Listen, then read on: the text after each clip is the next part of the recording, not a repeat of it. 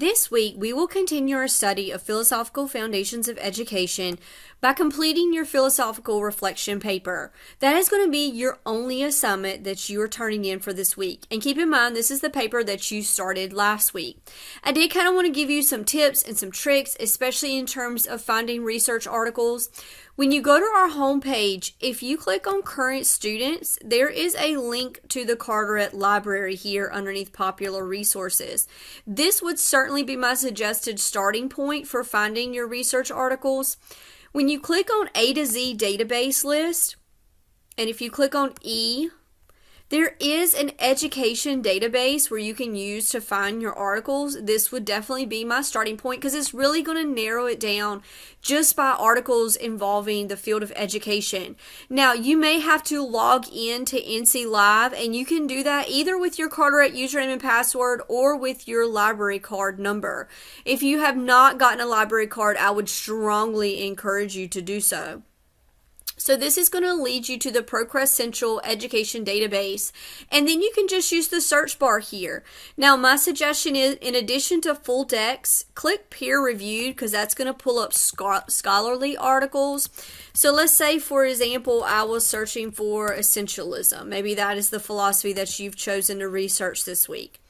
You can just hit search here, and then over here on the left-hand side, now notice that brought up 2,000, results here.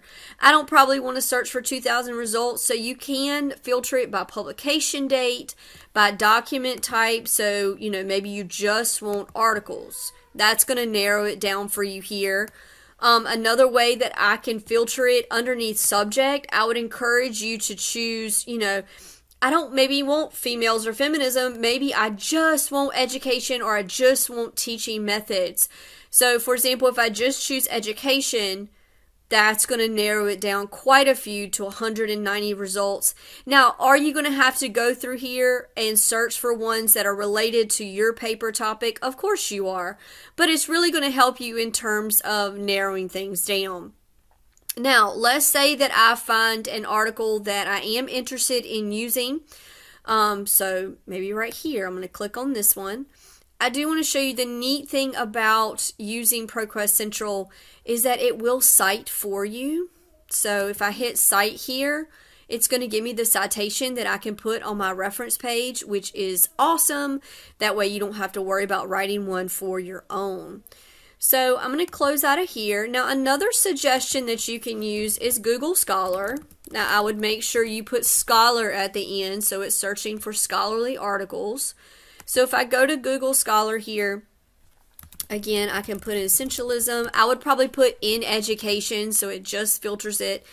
And again, you can see all the articles that it's going to give you. It also has the option to cite here. It's going to give you the APA citation that you can put at the end of your paper.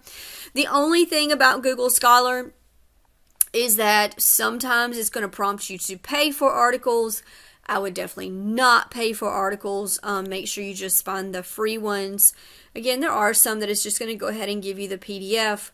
Again, don't pay for anything though. If you are finding an article that is prompting you to pay for, go back to the library's databases and try to find it there, and that's probably going to give it to you for free. Now, if you are struggling with APA citations or how to format an APA paper, there is a link this week to Purdue OWL, which is my #1 recommended resource for helping students with APA citations or formatting. So when you go to Purdue OWL, it's going to give you all the resources for how to do in-text citations, how to do your reference list. It's also going to give you, if you need help with citations, so if you've pulled something from somewhere else other than like Google Scholar or the library, you can put in the resource here and it's going to build a citation for you. It's also on the front page, going to give you information about your title page. Now, you may see it reference an abstract. You don't have to write an abstract for this paper. So what I expect you to have in terms of APA formatting, I do want you to have a title page. I do want you to have page numbers. I do want in-text citations. So If you get information from one of your scholarly articles and you put it in your paper, I do expect you to do an in-text citation. And then I also expect a reference list at the end of your paper where you're giving me those 3 or more scholarly articles that you've used to write your paper. So again, you do not have to write an abstract, but I do want a title page. I do want, in-text citations, and I want a reference list at the end. So another thing that I linked for you this week right beside the Purdue OWL is a link to a sample page. So if you've never again done APA citations, this is the format, of your title page. It's going to give you the format of your first page here. You should repeat your title of your essay here at the top. It's going to show you how to do in-text citations. So if you're a very visual person like me and you need to see an example, this is a great example. Now, I don't expect your paper to be 20 pages by any means. This is just a sample of how to do APA in terms of formatting and writing a paper. And it's also going to give you at the end, if you've never had to do a reference list. Again, I don't expect any visuals or tables or anything in your paper, but this is an example of how to do a reference page at the end of your essay. Now, I also want to mention too, the library. So this is back to the libraries page. They have a link that says citation help here as well. And it's got APA guide for Word. It's going to give you step-by-step instructions. It's also going to show you, again, how to write your title page, how to do a reference list. So if you want to hear it from our library, notice also she gives you screenshots of where to go to insert a page number. This is a great reference as well.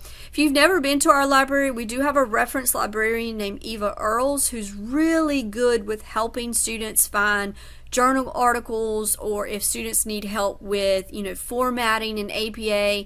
She is essentially an expert. So stop by and see her if you're struggling, or, if you need any help, reach out to me. Stop by my office, come to my office hours this week, and I would be glad to help you out.